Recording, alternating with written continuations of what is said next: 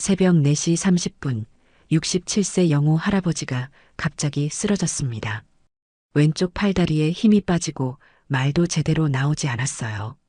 그런데 이때 놀라운 일이 일어났습니다. 11살 진돗개 별이가 필사적으로 짖으며 도움을 요청한 거예요. 별이 덕분에 할아버지는 무사히 병원으로 갈 수 있었습니다. 정말 감사합니다. 아버지 잘 부탁드려요. 가족들은 완벽해 보이는 간병인 최선희를 구했습니다. 하지만 며칠 후 이상한 일이 시작됐어요. 온순했던 별이가 갑자기 최선희를 보고 으르렁거리기 시작한 거예요. 평생 이런 모습을 본 적이 없었는데 말이죠. 별이가 왜 저러지? 과연 별이는 무엇을 알아챈 걸까요? 그리고 완벽해 보였던 간병인에게는 어떤 비밀이 숨겨져 있을까요? 지금부터 여러분도 상상하지 못한 충격적인 진실이 밝혀집니다. 안녕하세요. 오늘 여러분께 정말 특별한 이야기를 들려드리려고 합니다. 67세 영호 할아버지와 11살 진돗개 별이의 이야기인데요. 한 마리의 개가 어떻게 주인의 생명을 2번이나 구했는지, 그리고 사람도 알아채지 못한 위험을 어떻게 미리 감지했는지에 대한 실화입니다. 이 이야기를 들으시면 여러분도 반려동물을 보는 시각이 완전히 달라지실 거예요. 과연 동물들이 사람보다 더 예민한 감각을 가지고 있는 걸까요? 지금부터 시작되는 이야기는 여러분의 상상을 뛰어넘는 감동과 충격을 동시에 안겨드릴 겁니다. 그럼 지금부터 영호 할아버지와 별이의 놀라운 이야기를 시작해 보겠습니다. 새벽 4시 30분. 영호는 갑자기 눈을 떴어요. 몸이 이상했어요. 어지러움이 머리를 짓눌렀고 왼쪽 팔다리에 힘이 전혀 들어가지 않았죠. 입술이 비뚤어지는 게 느껴졌어요. 이게 뭐지? 말을 하려고 했지만 발음이 제대로 되지 않았어요. 67세 영호에게 찾아온 무서운 순간이었죠. 평소 같으면 이 시간에 별이가 침실로 들어와 꼬리를 살랑살랑 흔들며 아침 인사를 했을 거예요. 하지만 오늘은 달랐어요. 영호가 일어나지 못하는 거죠. 별이는 즉시 알아챘어요. 뭔가 심상치 않다는 걸요. 진돗개 별이는 올해로 11살이 된 늙은 개였어요. 사람 나이로 치면 70살이 넘었지만 여전히 총명하고 영리했죠. 별이와 영호의 인연은 8년 전으로 거슬러 올라가요. 그때 영호는 인생에서 가장 힘든 시간을 보내고 있었어요. 40년을 함께한 아내가 갑작스러운 교통사고로 세상을 떠난 거죠. 여보, 미안해. 내가 좀 더 일찍 병원에 데려갔어야 했는데. 영호는 매일 밤 아내의 사진 앞에서 혼잣말을 했어요. 후회와 자책이 그를 짓눌렀죠. 은퇴를 앞두고 아내와 함께 보낼 여생을 계획했던 모든 것들이 한순간에 무너져 내렸어요. 깊은 상실감에 빠진 영호는 집 밖으로 나가는 것조차 두려워했죠. 어느 가을날이었어요. 대학 동료가 영호를 찾아왔죠. 영호야, 이러고만 있으면 안 되지. 밖으로 좀 나가자. 아니야, 나는 괜찮아. 영호의 목소리는 힘이 없었어요. 동물보호센터라도 한번 가보자. 나도 거기서 봉사활동하는데 동물들 보면 마음이 좀 편해져. 동료의 끈질긴 설득에 못 이겨 영호는 마지못해 따라 나섰어요. 동물보호센터에 도착했을 때였어요. 우리 한 구석에서 조용히 앉아있던 진돗개와 눈이 마주쳤죠. 다른 개들은 사람들이 지나가면 꼬리를 흔들며 관심을 끌려고 했어요. 하지만 그 개는 달랐어요. 그냥 조용히 앉아서 영호를 바라보고 있었죠. 저 아이는 왜 저렇게 있나요? 영호가 센터 직원에게 물었어요. 아, 저 아이는 3살 된 진돗개예요. 원래 주인이 이민을 가면서 버려졌거든요. 벌써 6개월째 여기 있어요. 직원의 말에 영호의 마음이 움츠러들었어요. 사람들이 왔다 갔다 해도 별로 반응을 안 보여요. 아마 상처가 깊은 것 같아요. 그 순간 영호는 그 개의 쓸쓸한 눈빛에서 자신과 같은 상실감을 느꼈어요. 버려진 아픔, 혼자 남겨진 외로움이 고스란히 전해졌죠. 혹시 이 아이를 데려갈 수 있을까요? 영호의 입에서 예상치 못한 말이 나왔어요. 정말요? 하지만 개를 키우는 게 쉽지 않은데. 괜찮아요. 저도 혼자라서요. 그날 영호는 그 개를 집으로 데려왔어요. 그리고 이름을 지어줬죠. 별이라고 하면 어떨까? 내 인생의 새로운 별이 되어주길 바라면서 별이는 정말로 영호의 삶에 빛을 가져다 줬어요. 처음 며칠은 서로 어색했어요. 별이는 구석에 웅크리고 있었고 영호도 어떻게 해야 할지 몰라 했죠. 하지만 시간이 지나면서 변화가 일어났어요. 별이가 먼저 다가왔어요. 영호가 소파에 앉아 있으면 조용히 옆에 와서 앉았죠. 말은 하지 않아도 서로의 아픔을 이해하는 것 같았어요. 별아, 너도 외롭구나. 영호가 별이의 머리를 쓰다듬자 별이는 처음으로 꼬리를 살짝 흔들었어요. 그 작은 움직임이 영호의 마음에 따뜻한 온기를 불어넣었죠. 매일 아침 별이와 함께하는 산책이 시작되었어요. 처음에는 10분도 안 되는 짧은 산책이었지만 점점 시간이 늘어났죠. 공원을 걸으며 별이가 뛰어노는 모습을 보고 있으면 하루 종일 쌓였던 무거운 마음이 조금씩 가벼워졌어요. 별아, 고마워. 내가 없었다면 나는 어떻게 됐을까? 별이는 놀라울 정도로 똑똑했어요. 영호의 기분을 마치 거울처럼 알아차렸죠. 영호가 우울할 때는 조용히 옆에 앉아서 위로해줬고 기분이 좋을 때는 함께 신나게 뛰어놀았어요. 8년이 흘렀어요. 별이는 영호의 일상에 완전히 녹아들어 있었죠. 새벽 5시에 영호가 일어나면 별이도 함께 일어나 꼬리를 흔들며 인사했어요. 하지만 최근 들어 영호에게는 다른 걱정이 있었어요. 당뇨병이었죠. 10년 전부터 시작된 당뇨병이 점점 심해지고 있었어요. 혈당 관리가 제대로 되지 않아 의사도 걱정하고 있었죠. 교수님, 혈당 수치가 계속 불안정해요. 식이요법과 운동을 더 철저히 하셔야 해요. 알겠습니다, 선생님. 영호는 대답했지만 실천이 쉽지 않았어요. 혼자 사는 생활에서 규칙적인 식사와 운동을 유지하는 게 생각보다 어려웠거든요. 그래도 별이가 있어서 다행이었어요. 매일 아침 산책은 영호에게 유일한 운동이었죠. 별아, 오늘도 산책하자. 멍멍. 별이는 기다렸다는 듯이 꼬리를 흔들었어요. 사건이 일어나기 전날 밤이었어요. 영호는 평소처럼 별이와 함께 저녁 산책을 했어요. 별아, 우리 내일도 산책하자. 영호가 별이의 머리를 쓰다듬으며 말했을 때 별이는 꼬리를 흔들며 대답하는 듯 했어요. 집으로 돌아가는 길에도 별이는 영호 옆을 맞춰 걸으며 행복해 보였죠. 평범하지만 소중한 일상이었어요. 하지만 그날 밤 영호는 잠자리에서 이상한 느낌을 받았어요. 머리가 조금 어지러웠고 왼쪽 팔에 힘이 빠지는 것 같았어요. 요즘 날씨가 쌀쌀해져서 그런가 보다. 영호는 대수롭지 않게 생각했어요. 그리고 다음 날 새벽이 되었죠. 평소 같으면 별이가 영호를 깨웠을 시간이었어요. 하지만 이번에는 영호가 일어나지 못했어요. 별이는 평소와 다른 영호의 모습을 즉시 알아챘어요. 영호는 눈을 뜨고 있었지만 몸을 움직일 수 없었어요. 왼쪽 팔과 다리가 완전히 마비된 상태였고 입도 제대로 움직이지 않았죠. 별이를 부르려 했지만 소리가 나오지 않았어요. 별이는 영호의 이상한 모습을 보고 불안해하며 침대 주위를 맴돌았어요. 그리고는 결정을 내렸죠. 침실을 나가 거실로 가서 크게 짖기 시작한 거예요. 멍멍멍. 평소에는 정말 조용했던 별이가 이렇게 큰 소리로 짖는 것은 정말 드문 일이었어요. 마치 도와주세요. 무언가 큰일이 났어요. 라고 외치는 것 같았죠. 별이의 필사적인 외침이 아파트 복도까지 울려 퍼졌어요. 다행히 그날은 아들 준혁이 아침 일찍 아버지를 찾아올 예정이었어요.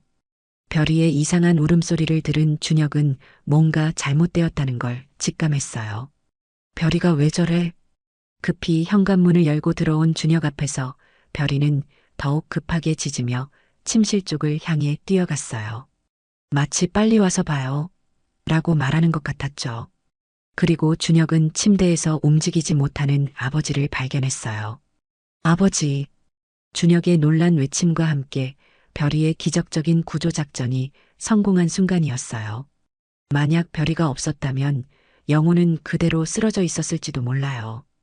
별이의 영리함과 충성심이 영호의 생명을 구한 거죠. 구급차 사이렌 소리가 아파트 단지를 가로질렀어요.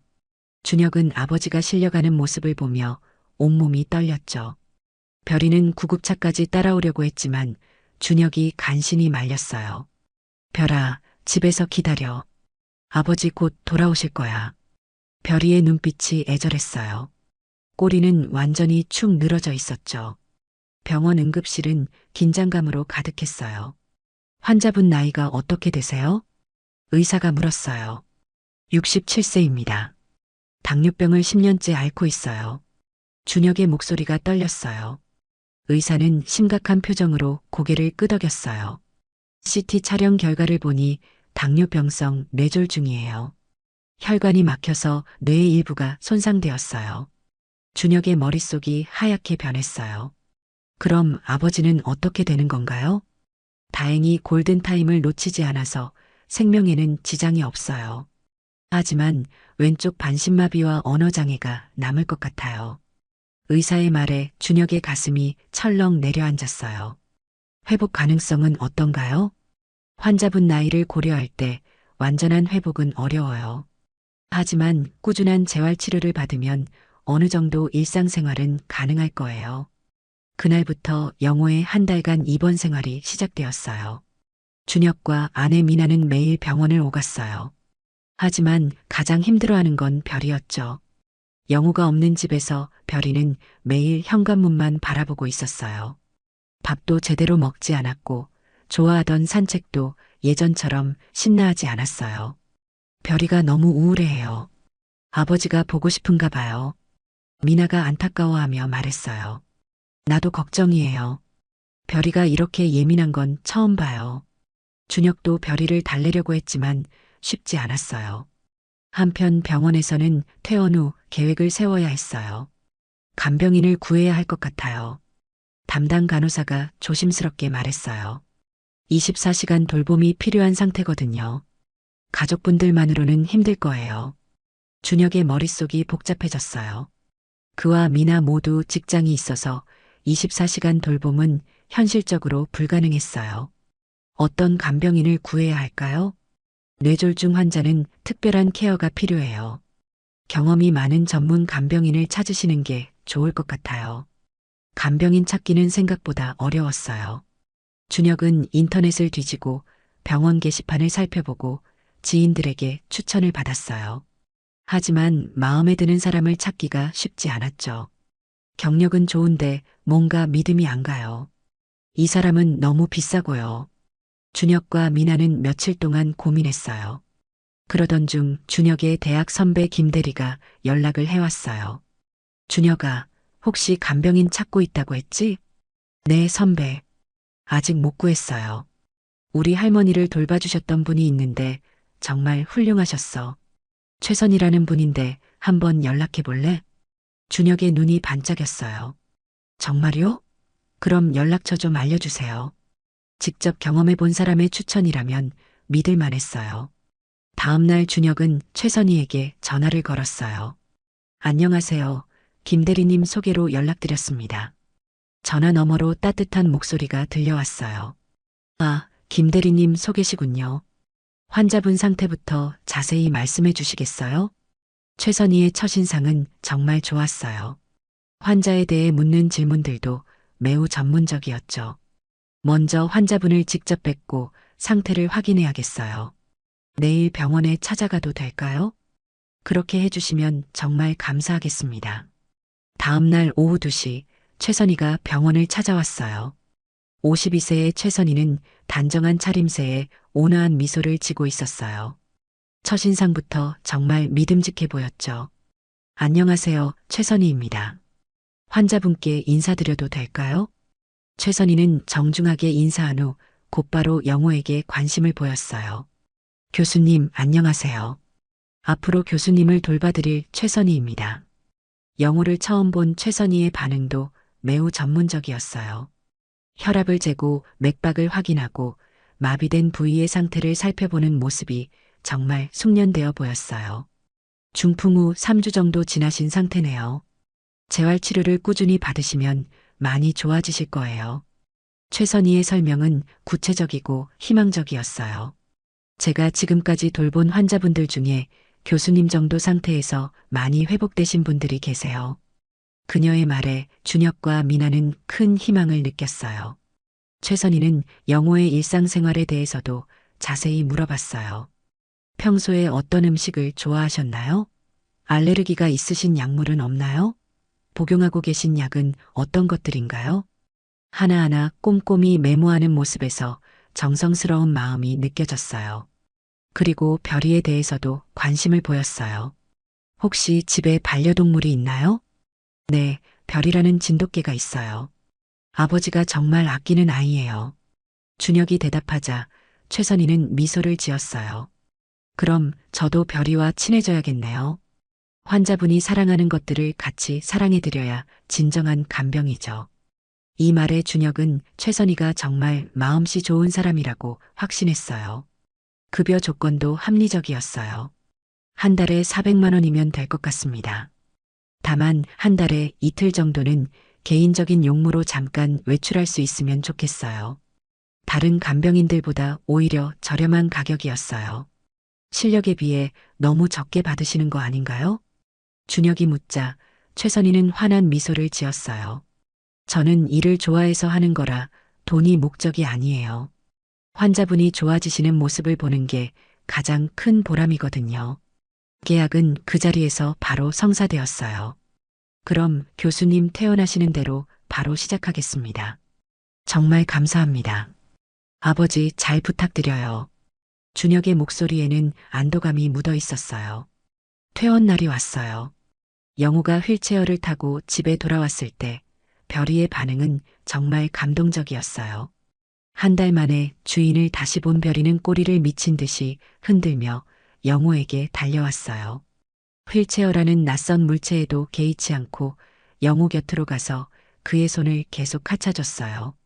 영호도 왼손으로 별이의 머리를 쓰다듬으며 눈물을 흘렸어요. 별아, 보고 싶었어? 영호의 어눌한 발음이었지만 별이는 알아들었어요. 다음 날부터 최선희의 간병이 시작되었어요. 아침 7시 정각에 도착해서 정중하게 인사를 드린 후 곧바로 일을 시작했어요. 영호의 아침 식사를 정성스럽게 준비하고 약을 정확한 시간에 복용시켰어요.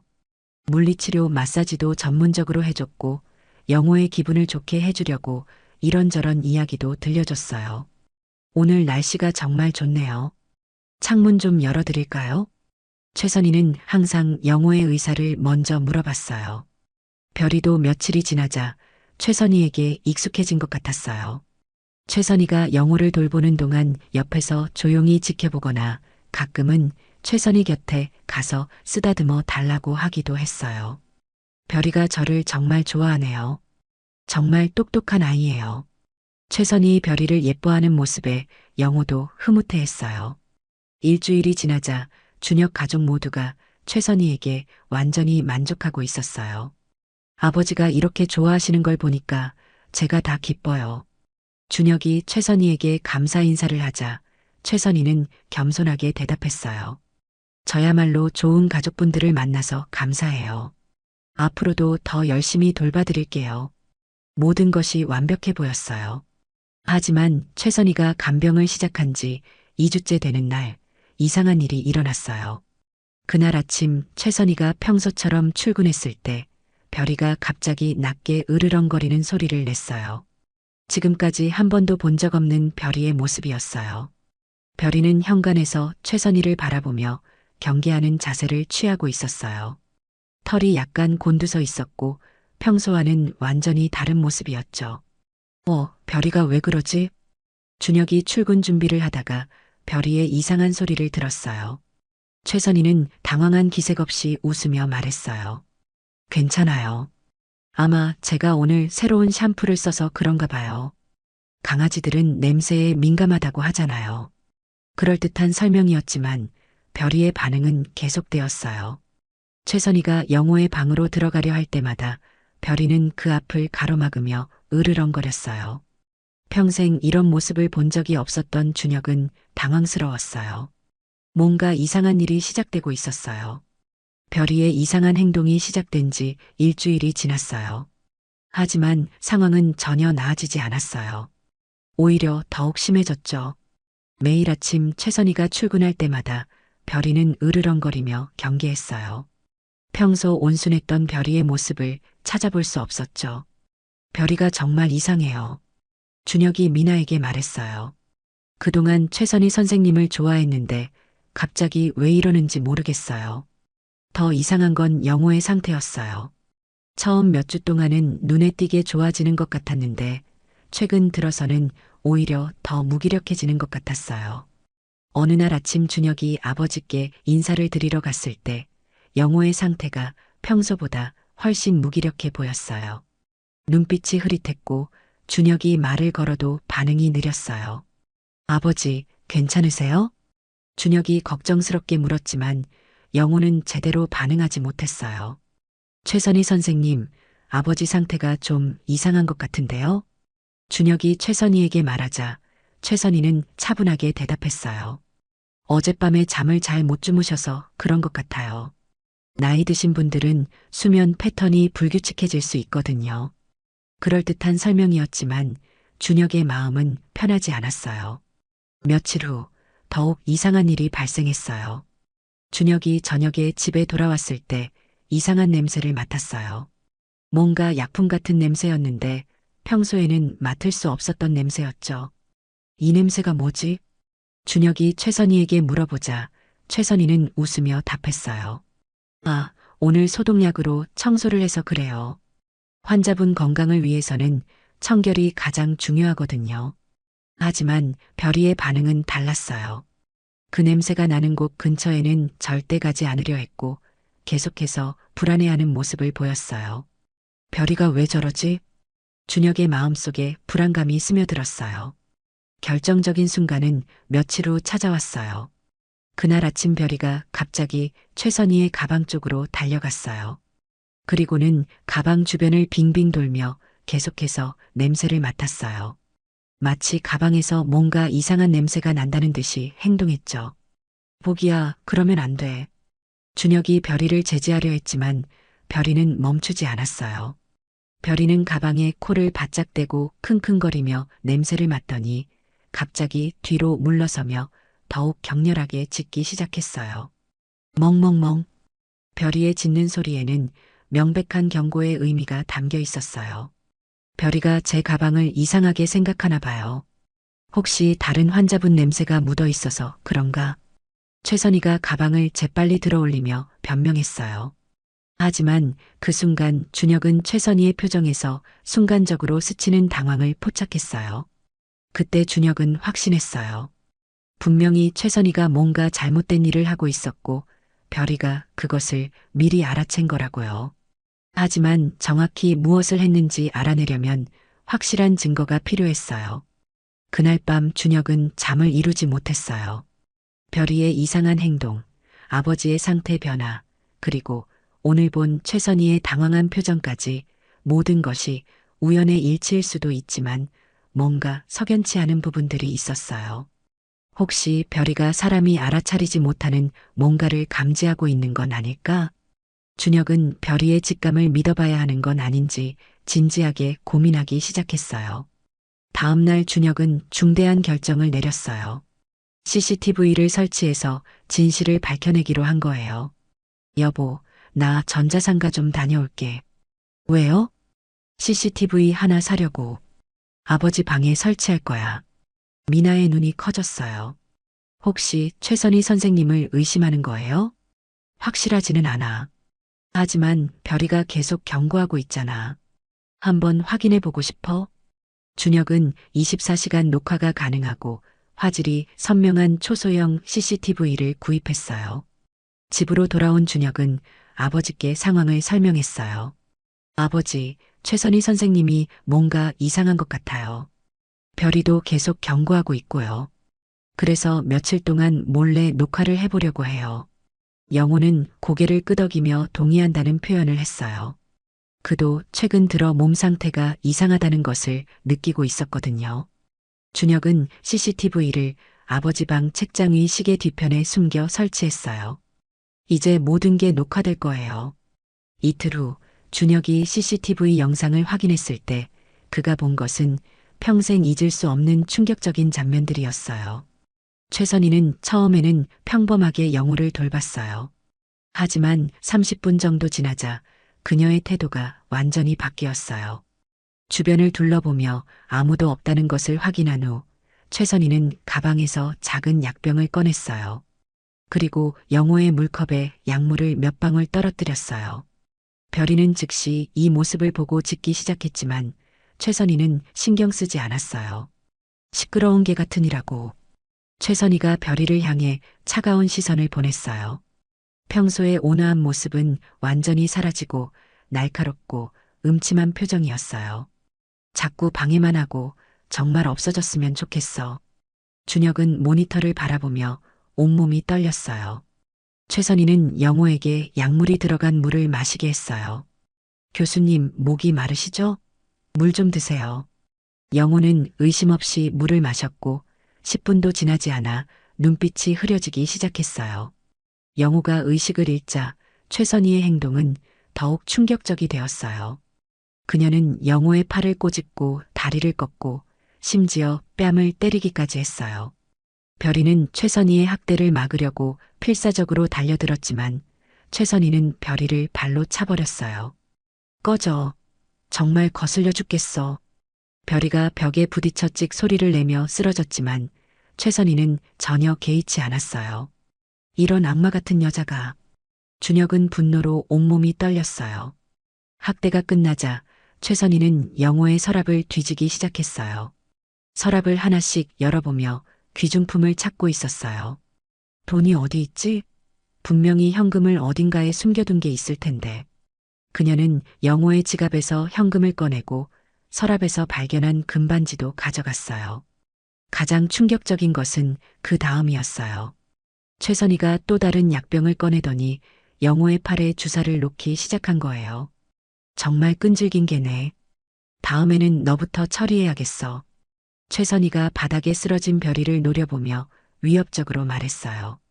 준혁은 즉시 영상을 USB에 저장한 후 경찰서로 향했어요. 이건 정말 충격적인 사건이군요.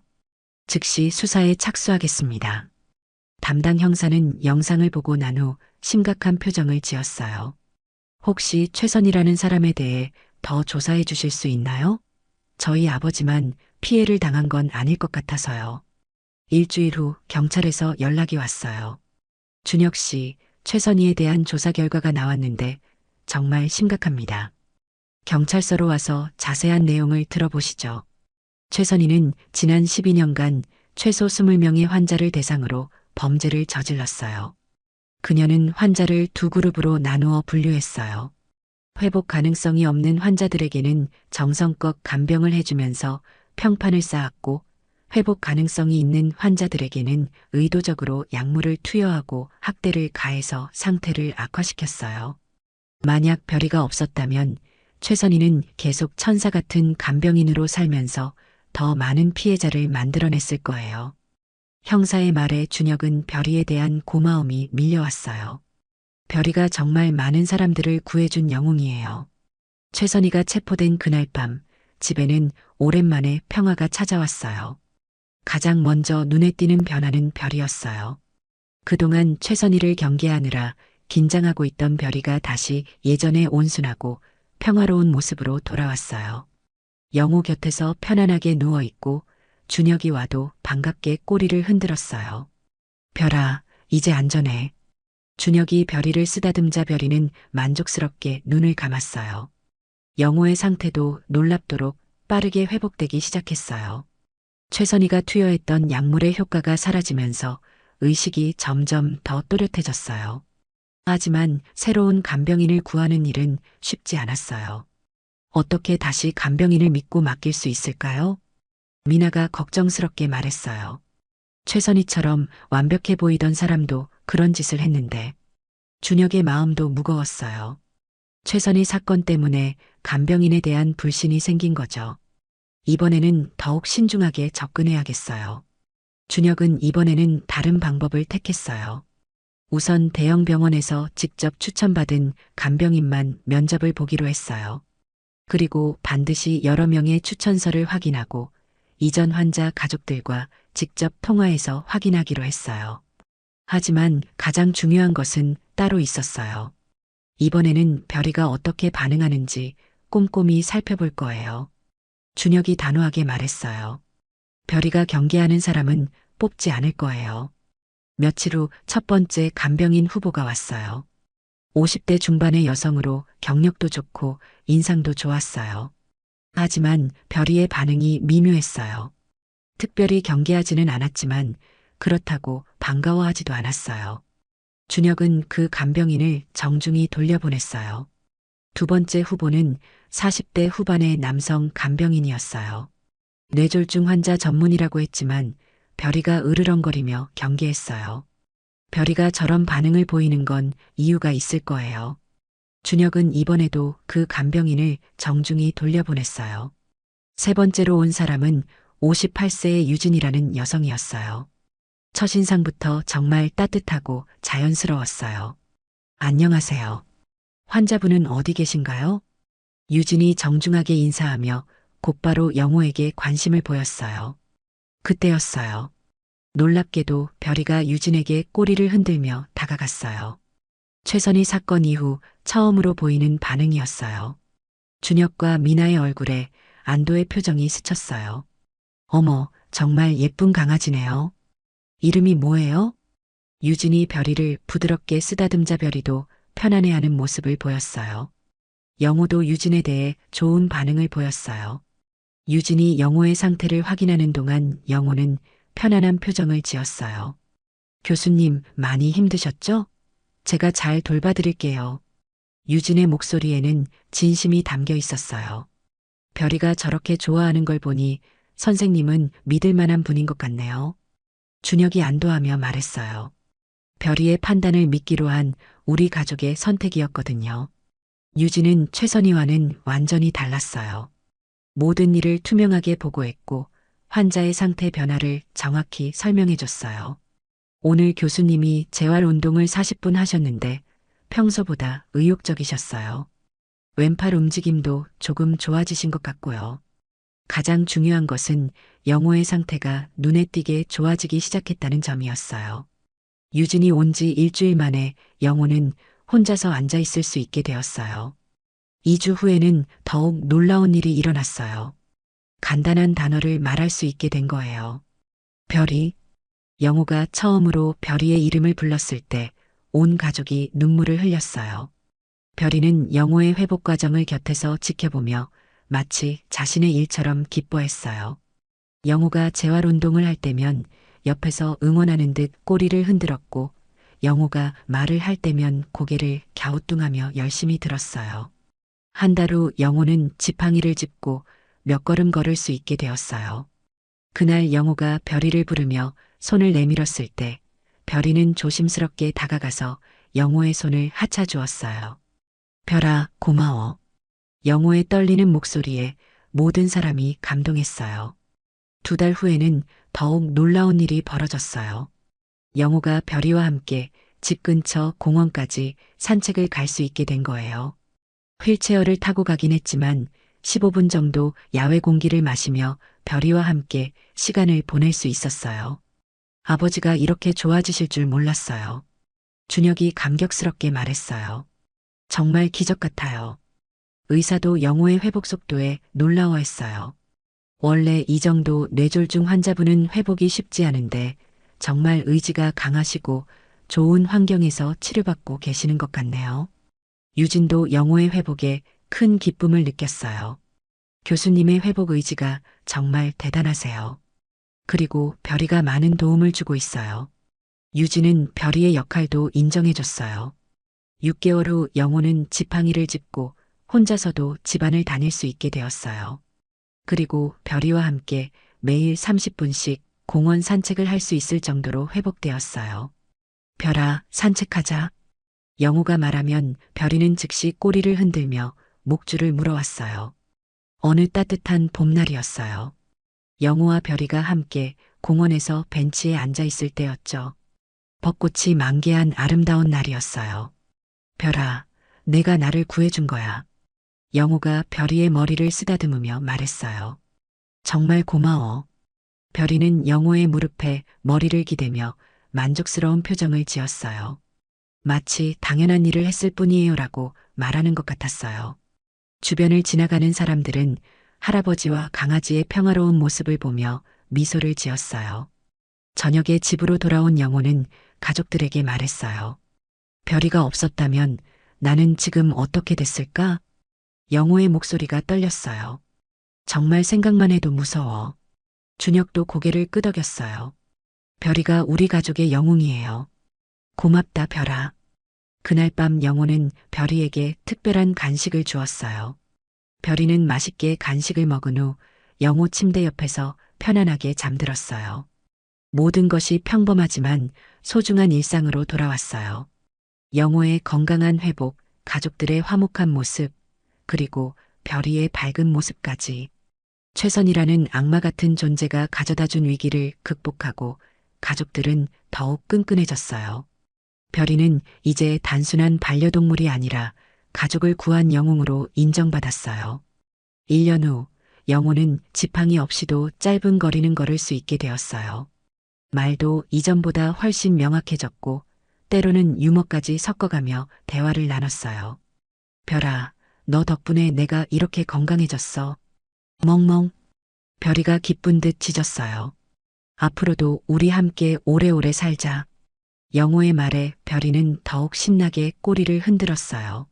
지금도 영호와 별이는 매일 공원을 산책하며 평범하지만 소중한 일상을 보내고 있어요.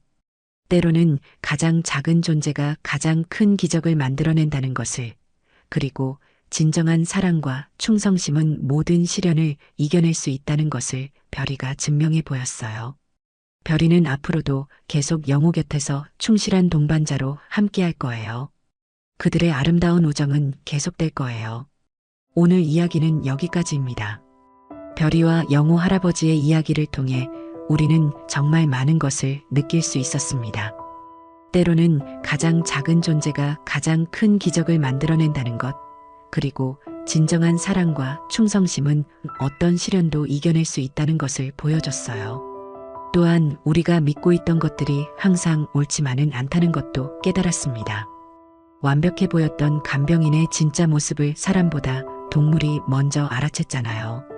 반려동물의 직감을 무시하지 말고 귀 기울여야 한다는 소중한 교훈도 얻었고요.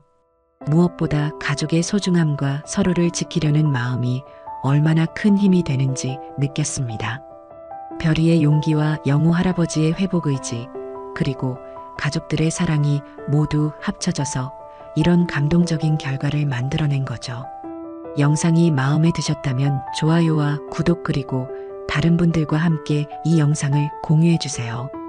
그리고 댓글로 여러분은 과연 어떤 선택을 했을지 알려주세요. 당신의 이야기도 기다리고 있습니다.